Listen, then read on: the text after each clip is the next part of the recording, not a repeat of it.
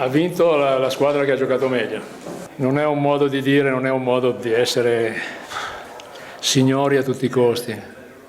Si tratta di essere realisti. Poche parole ma dirette, quelle di coach Recalcati al termine della partita, che ha messo la parola fine al sogno orogranata. La tenacia di Reggio Emilia al Tagliercio ha portato al risultato di 70-63, una gara 7 amarissima. Dispiace, chiaro che siamo tutti molto amareggiati, ci dispiace uscire veramente a un passo dalla finale, che se è vero che Reggio Emilia se l'è meritata, credo che altrettanto ce la saremmo meritata noi per ciò che abbiamo fatto in questo campionato.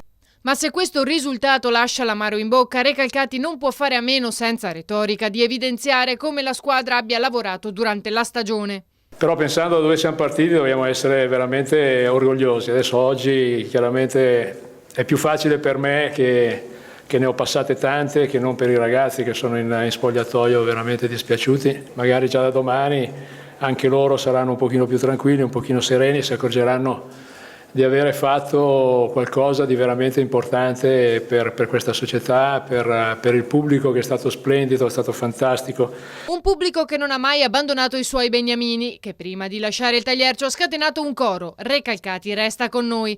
È stato lui il vero condottiero di una stagione che, nonostante la conclusione, rimarrà nella storia.